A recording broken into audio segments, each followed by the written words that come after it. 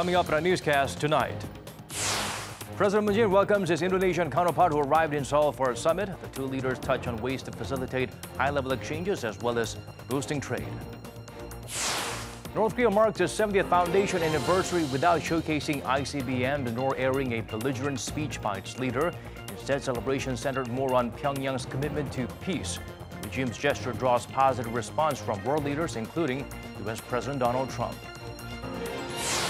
The first MERS case in 3 years is reported in South Korea. Immediate response is taken by the government to contain the virus, as well as to keep the public safe and informed. News Center begins now.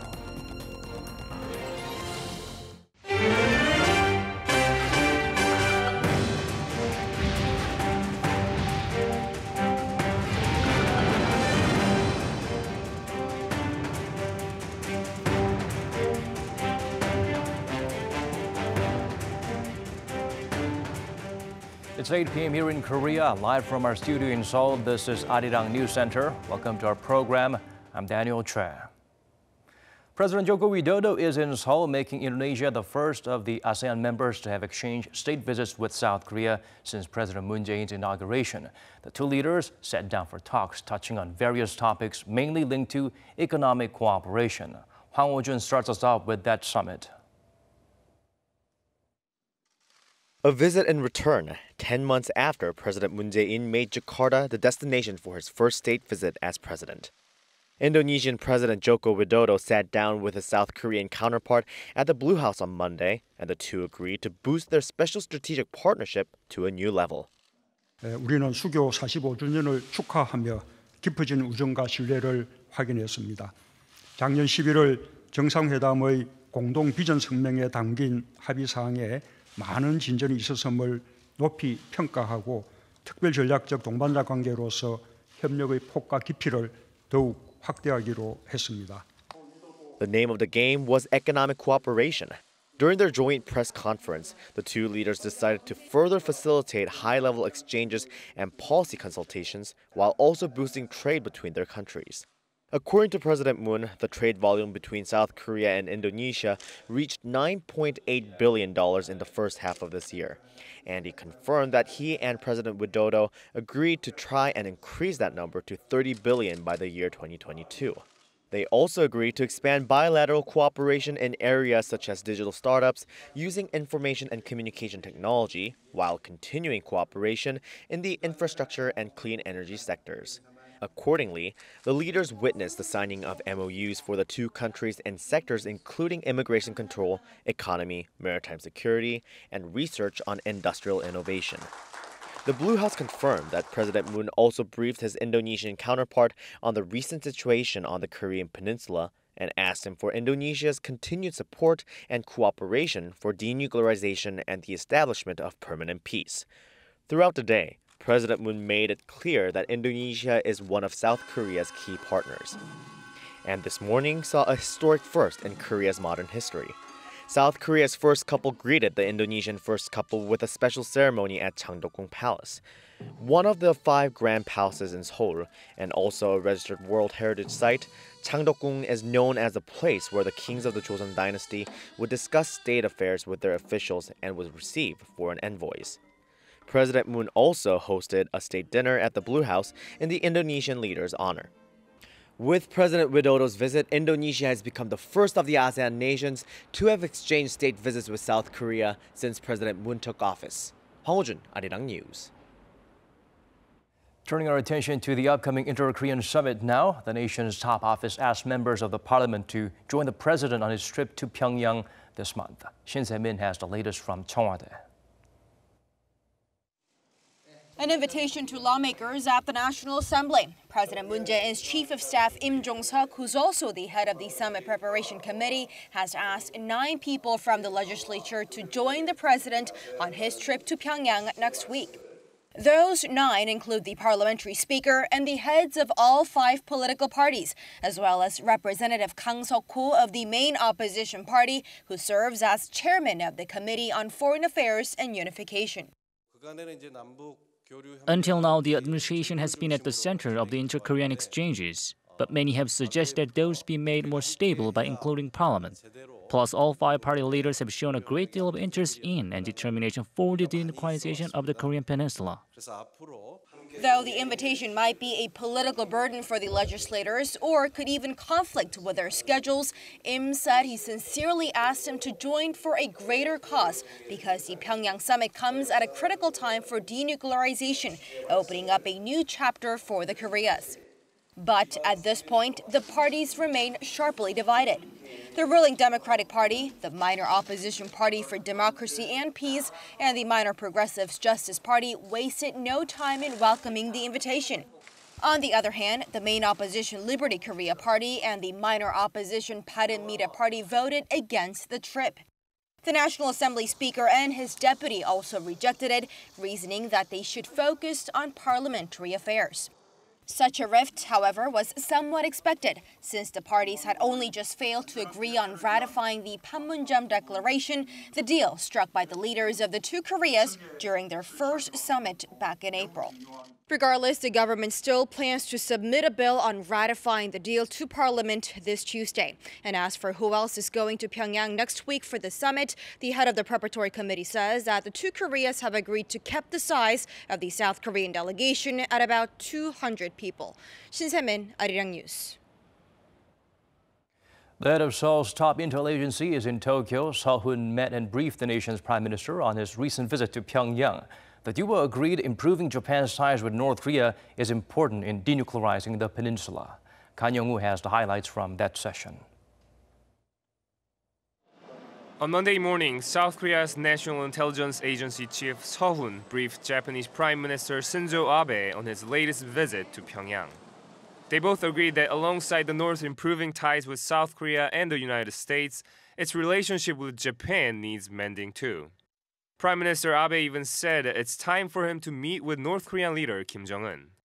Seoul also delivered a message from President Moon saying that the Japanese leader's role in denuclearizing the North and in establishing peace is more important than ever, so communication and cooperation between South Korea and Japan needs to be strengthened.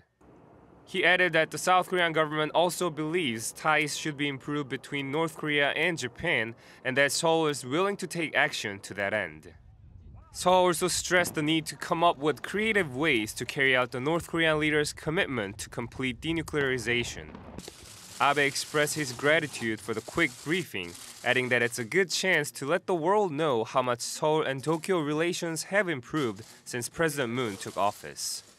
The South Korean intelligence chief's trip to Tokyo is viewed as a part of Seoul's efforts to have the regional powers' support before the Inter-Korean summit next week. Kan Young-woo, Arirang News.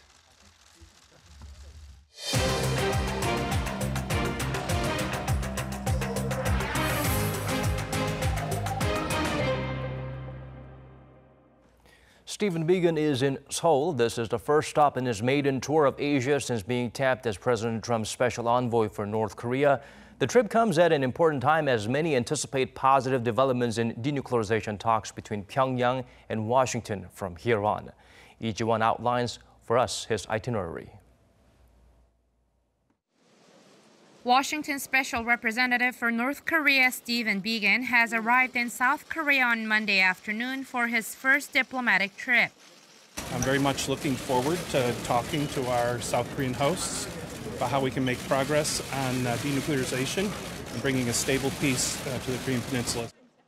Biegun began his 3-day trip with a welcome dinner with his South Korean counterpart Lee Do-hoon, the representative for Korean Peninsula Peace and Security Affairs. On Tuesday morning, Biegun will make an official visit to South Korea's Foreign Affairs Ministry, where he will first meet Minister Kang Kyung-hwa briefly and then meet again with his nuclear talks counterpart Lee. The South Korean diplomats are expected to fill in Biegun on the latest developments, including the results of the special envoy's trip to Pyongyang last week. Biegun's visit comes at a crunch time as South Korea's latest push for the North's denuclearization seems to be gaining traction. North Korean leader Kim Jong-un mentioned achieving denuclearization within U.S. President Donald Trump's first term, which ends in 2021. Amid such careful optimism, many are hopeful that Bigen's trip to the South may also touch on rescheduling U.S. Secretary of State Mike Pompeo's fourth visit to Pyongyang, which was canceled a few weeks ago as President Trump did not think it would be a success. During his stay, Bigen is also expected to visit South Korea's top office of Cheongwade as well as the Unification Ministry before traveling to Beijing and Tokyo. Bigen's position had been left vacant since Suh Hoon left office earlier in February, and many are hopeful that the new appointment can help North Korea-U.S. talks move forward. 이지원, Arirang News. Moving on to other stories now. Traditionally, North Korea celebrates its founding anniversary with a grand display of military might.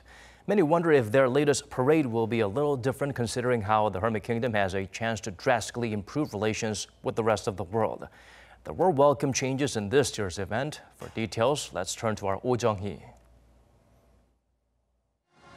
After a day of complete silence, North Korea state media released reports and footage on Monday morning of Sunday's massive military parade held to mark the 70th anniversary of the regime's founding. The parade wasn't broadcast live, nor was any recorded footage of it shown later on Sunday. North Korea also did not showcase its intercontinental ballistic missiles, unlike in February when it displayed the Hwasong-14 and Hwasong-15. And leader Kim Jong-un refrained from giving the public address himself. It was Kim Yong-nam, the leader of the regime's parliament, who spoke. The message made no mention of the United States, nor referred to North Korea as a strong nuclear power. It only stressed Pyongyang's focus on economic development and bringing peace to the Korean peninsula. We should push forward with our grand journey of economic construction through self-reliance and the power of advanced science and technology. Seoul laid out a positive assessment of the low-key celebrations. I believe it sent out a good message for a new future of improving inter-Korean relations, denuclearizing the Korean peninsula, and building peace. Experts say North Korea took initiative to reaffirm its willingness to denuclearize and show respect towards Washington, as leaders of North Korea and the U.S. have both expressed they trust each other. And they believe the latest such move could result in some practical developments in the Pyongyang-Washington denuclearization talks. Kim has told South Korean envoys that denuclearization can be achieved within President Trump's first term. And as North Korea did not showcase its ICBMs at the parade, I believe that dismantling North Korea's ICBMs and moving them out of the regime can be discussed at the upcoming negotiations between the two Koreas, as well as between North Korea and the US. With the third summit between South Korean President Moon Jae-in and North Korean leader Kim Jong-un coming up next month, and some positive momentum on North Korea-U.S. nuclear negotiations, the general view is that if Pyongyang had have displayed its intercontinental ballistic missiles, that would have raised skepticism over its sincerity towards denuclearization talks. Oh Jung-hee, Arirang News. Donald Trump applauded North Korea for not displaying nuclear weapons during the military parade. On Sunday, the U.S. president tweeted the theme of the celebration was peace and economic development. He also cited Fox News saying experts believe Pyongyang wants to show its commitment to denuclearize, calling the move a big and very positive statement. The commander-in-chief also thanked Kim Jong-un via Twitter, emphasizing that the two of them will prove everyone wrong. For the first time in around half a decade, the mass games were held in North Korea as part of its founding anniversary celebrations. But this latest version was quite different from the ones held in the past. According to our Park Hee-jun, there were visible tech upgrades and the theme focused on peace and economic reform. North Korea's iconic gymnastics performance, the Mass Games, kicked off on Sunday to celebrate the 70th anniversary of the regime's founding. Under the theme Glorious Nation, tens of thousands of gymnasts and acrobats danced in highly synchronized formation. Among the crowd were North Korean leader Kim Jong-un and his wife Lee Seol-ju, as well as foreign VVIPs, including Lee Jan-soo, the number 3 man in China sent by Chinese leader Xi Jinping. The Games are making a comeback for the first time since 2013, when the North Korean regime celebrated its 65th anniversary with the Arirang Mass Games. This year's event is notably developed technology-wise, seen through advanced lighting, drones, laser shows, and fireworks. While performances of years gone by conveyed strong anti-US messages, this year's games highlight a starkly different tone. They're focused on the regime's initiative toward rebuilding its socialist economy. They also emphasize the major developments on the Korean Peninsula, mainly the historic Inter-Korean Summit with South Korean President Moon Jae-in at Panmunjom. The stage was filled with clips of the leaders holding hands and signing the Panmunjom Declaration. It also showed images of a unified Korea, reflecting hopes of achieving peace on the Korean Peninsula. The mass games will continue at the North Korean capital's Rungrado May Day Stadium throughout September. Park Hee-jun, Arirang News. Seoul's Prime Minister begins his three-day trip to Vladivostok today. During the Eastern Economic Forum, Lee Nak-yeon is scheduled to give a speech on President Moon Jae-in's new Northern Policy and the Nine Bridges Policy, both designed to help boost bilateral economic cooperation. Also on Tuesday, when the event begins, he will meet with Japanese Prime Minister Shinzo Abe on the sidelines. Come Wednesday, Lee will sit down with President Vladimir Putin, and most likely talks will center around the latest developments on the peninsula. While nothing's been arranged with Chinese leader Xi Jinping, the two are likely to meet during the sessions. On Saturday, a 61-year-old man tested positive for MERS here in the nation. He was returning from a trip to Kuwait. While it's been several years since the virus last made headlines in Korea, many still remember that it took dozens of lives. Knowing full well the importance of initial response, the government quickly took action. Hong Yu zooms in on the measures. The deadly MERS virus that killed 38 people 3 years ago has returned to Seoul. A man was diagnosed with the disease on Saturday after returning from Kuwait. Worried that South Korea could see a repeat of the 2015 outbreak, the government is under emergency alert, trying to tackle the virus quickly and accurately to prevent it from spreading. The government has assigned officials to monitor the 439 people that were on the same flight as the patient and check for any symptoms. This time, the people on the same flight will be under active monitoring. They will not be isolated in their homes, but their designated officials will check their health every day. One English woman who was on the same plane as the MERS patient was tested for infection because she had a fever. The first examination shows she was not infected, but the Ministry of Health and Welfare will put her through a second examination before discharging her from hospital. Meanwhile, one South Korean citizen in Kuwait was working for the man diagnosed with MERS in Seoul took a medical examination in Kuwait after showing symptoms of MERS. However, the result of the examination showed the person was not infected. 11 other Koreans in Kuwait concerned of having caught MERS also had medical checkups, but were found to have not contracted the virus. The South Korean Minister of Health and Welfare said they're tracking down MERS patients' whereabouts for the past days in Kuwait, and that Seoul is working with the government of Kuwait to take safety measures if anyone shows symptoms of MERS. Hong Yu, Arirang News. Samsung is a more valuable brand than Facebook this year, according to a new report by a renowned British consulting firm. In fact, the Korean tech titan is the only non-American name that broke through the top 5.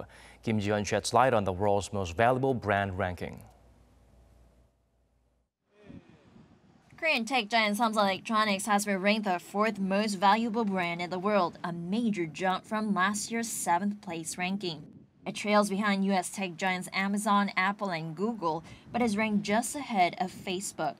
A report released by UK-based brand valuation and strategy consultancy Brand Finance shows Samsung's brand value surged by 57% from last year's estimate to nearly $78.8 billion. It's now worth 8 times more than the next highest Korean brand in the rankings, Hyundai Motor Company, which has an estimated value of around $10 billion. The report attributes Samsung Electronics' success this year to its resilience in overcoming difficult challenges, ranging from problems connected to the exploding Galaxy Note 7 series in 2016 to the jailing of its vice chairman Lee Jae-yong on bribery charges last year. It says despite these issues, the company still recorded high-volume sales of LCD screens to manufacturers across the world, as well as strong sales of other electronic components and mobile phones.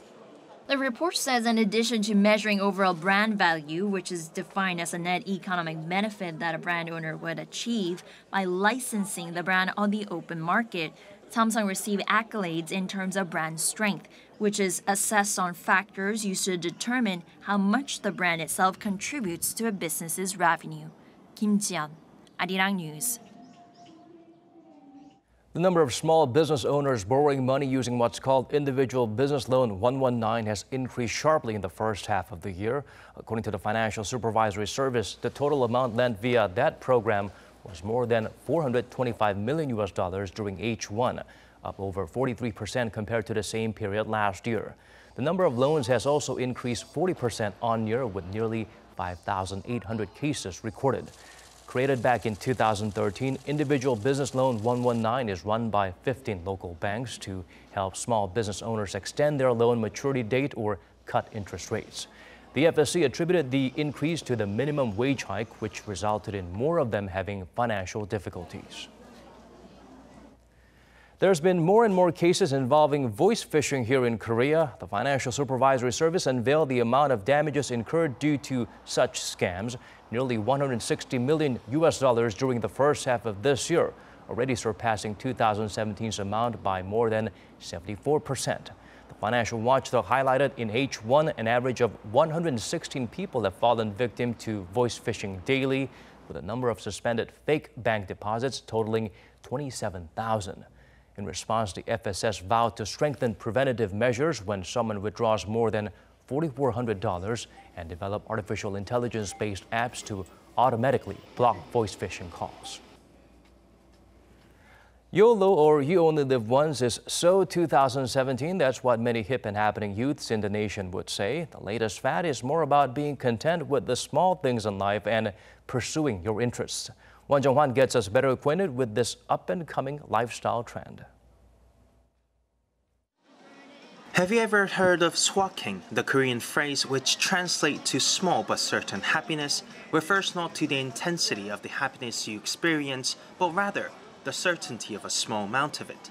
While this new lifestyle choice seems to be one of the leading trends in South Korea, it differs from last year's buzzword YOLO, or You Only Live Once.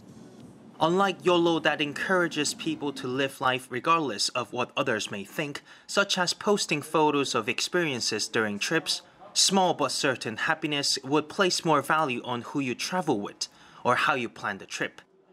For example, this 36-year-old man who regularly attends a meeting that plans travel says sharing his opinion and tips with others fits the recent trend of seeking happiness. While Seouls is similar to YOLO in terms of seeking a certain amount of happiness, it differs from YOLO as it provides a more long-term contentment. I'm attending this group as I want to find lasting happiness. These small meeting platforms are emerging in Korea, especially among people in their 20s and 30s. This 30-year-old woman living in Seoul is into liquor tasting and says she's happiest joining a small group after work to learn about different liquors. It's a small thing, but I feel happy to learn about liquors that go well with delicious food. I enjoy learning at this meeting because it's not something I attend to make money or anything, but rather to increase happiness in my life. On the flip side, some experts say this renewed focus on small things comes from the fatigue young Koreans feel trying to chase big salaries and success. There are lots of things employees should give up in their life. That is why there has been a lot of interest regarding happiness that can be attained without investing a lot of money or time. And that growing interest, especially among young employees, is shown by these after-work group meetings.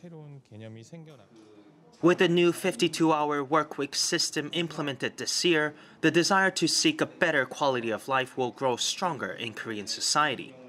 Although it will take some time to be fully embraced, Koreans will eventually adapt and move past excessive competition or comparison with others and seek their own happiness. Won Jung-hwan, Arirang News.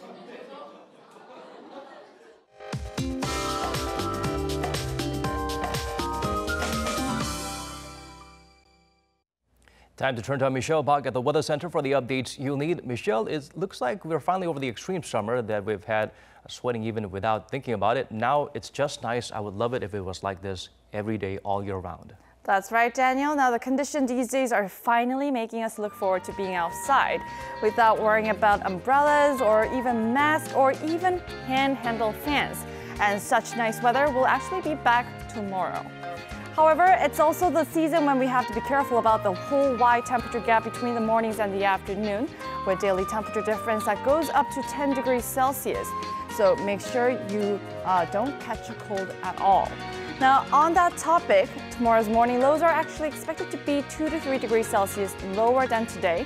Seoul beginning at 16 degrees, Busan at 19, and Jeju at 21 degrees. Our daytime highs are actually cooler than today as well, but the mercury will jump some about 10 degrees Celsius as Seoul peaks up to 27 degrees, while Daegu and Gyeongju hits up to 24 and 23 degrees respectively. The favorable conditions will continue for a while, but on Friday, nationwide rain is in store, especially in the central region, because the rain is expected to last until Saturday afternoon. Make sure to plan your weekends accordingly. I'll leave you with the weather conditions around the world.